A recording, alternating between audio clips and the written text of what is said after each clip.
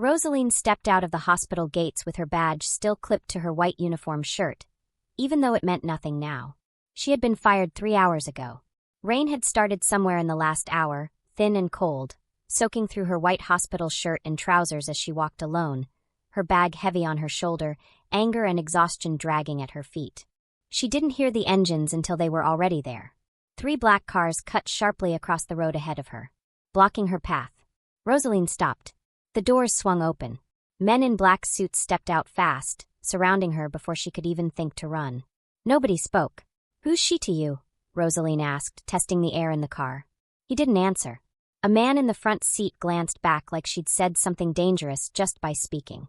Nobody in this car said her name. Nobody said anything at all. And the silence started to feel like its own kind of warning. Roseline sat back and studied him instead. At 60, gray threaded through the black at his temples, but nothing else about him read as slowing down. His hands were large, scarred across the knuckles, ink old enough that the lines had softened into something closer to shadow than tattoo. Men who worked with their hands the way she suspected he did were usually restless, always shifting, always checking exits. He wasn't. He sat like a man holding his own body in place by force, and she couldn't work out why, and not knowing why was somehow worse than knowing. The rain thickened as they drove, streaking the windows into something almost painterly, the city smearing past in gold and red light. Roseline pressed her palm flat against her thigh, steadying herself the way she used to before walking into a code blue habit from 100 emergencies where panic would have cost someone their life. Whatever waited at the end of this drive, she suspected it would need that same steadiness. They pulled through iron gates that opened on their own, past guards who straightened the second the headlights hit them. The estate spread out in the rain, big enough that Roseline couldn't see where it ended, hedges cut with military precision. A fountain standing dry and unlit in the middle of a courtyard, as though even ornamentation here had somewhere more urgent to be.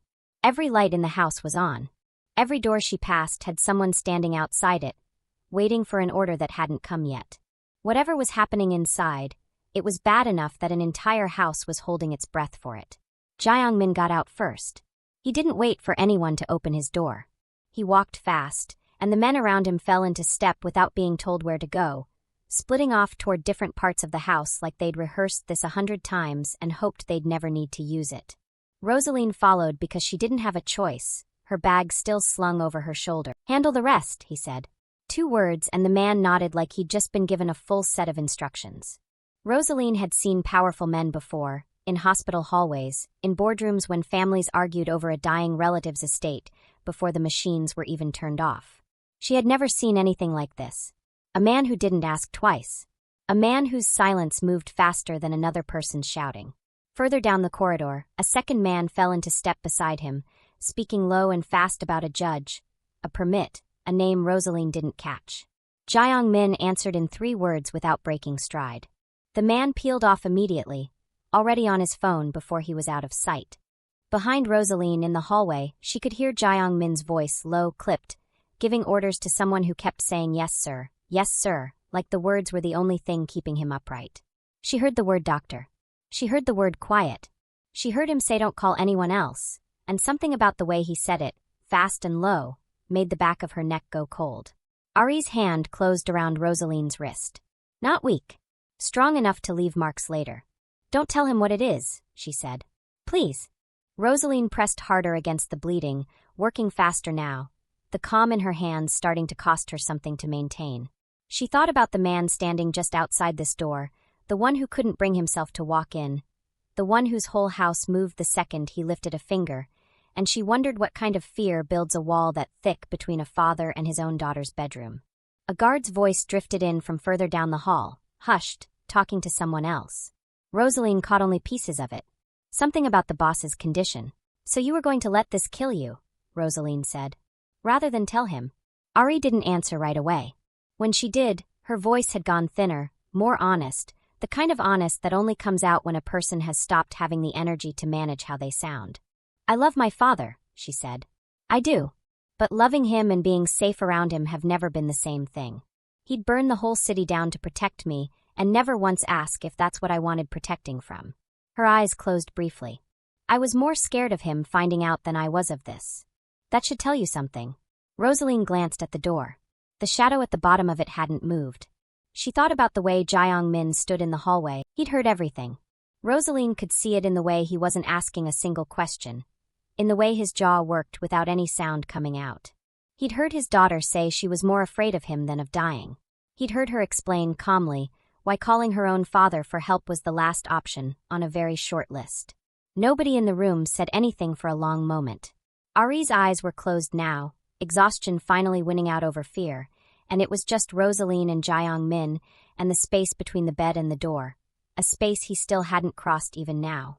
His hand found the doorframe again, the same way it did before, except this time it wasn't the blood keeping him there. Roseline understood that clearly watching him. It was something worse than blood. It was hearing, for the first time in his life, exactly how his daughter saw him. His eyes finally lifted, not to Ari, but to the floor near the bed where a dark patch had soaked into the rug. Roseline watched something pass through him at the sight of it, a flinch that started in his shoulders and never quite finished, like his body wanted to leave the room and his feet wouldn't let him. He swallowed hard. His hand gripped the frame tighter. "Is she?" he started and stopped. "Tried again. Will she?" "She'll live," Roseline said, before he had to find the rest of the sentence. "She needs real care by morning. But she'll live." He nodded once too fast. Roseline reached the doorway and stopped there, standing beside him for a moment, close enough to see the tension still locked in his jaw. She glanced back once at Ari, asleep now, breathing even. "Go in," Roseline said quietly. "She needs to see you there when she wakes up. Not out here."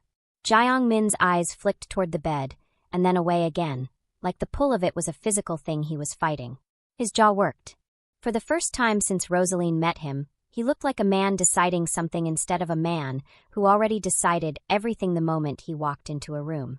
"I can't," he said, so quiet it barely carried. It wasn't the voice from the car, or the voice on the stairs. It was smaller than either of those. "You can," Roseline said. "You don't have to look at anything you don't want to look at. Look at her face. That's all she needs right now." He didn't answer that either. But when Roseline stepped past him into the hallway, she looked back one last time. His hand had left the doorframe. She rested her head against the window and watched the gates close behind them in the mirror, iron folding back into iron, the estate swallowing itself into darkness the way it must do every night, indifferent to whatever had almost happened inside it. Her hand still smelled of antiseptic, and something coppery underneath that no amount of hospital training ever fully prepared a person to stop noticing. She thought about the badge still clipped to her chest, useless now, and how strange it was that the worst day of her professional life had somehow led her, hours later, into the one room in the city where her hands had mattered more than any policy or paperwork ever had. She also knew, in a way she couldn't explain yet, that whatever tonight was, it wasn't finished with her. Somewhere behind her, a man had just learned her name meant something to him he hadn't figured out how to say. A name Grace Otts had moved behind his eyes like a key turning in a lock he'd stopped expecting to open. That part of the story hadn't started yet. The door closed behind her, quieter this time, and the convoy pulled away from the house without a single order needing to be given. Roseline didn't sleep that night. She lay awake in her small apartment with the ceiling fan turning slow circles above her, replaying the sound of Ari's voice explaining, so calmly, why dying quietly was safer than being found out.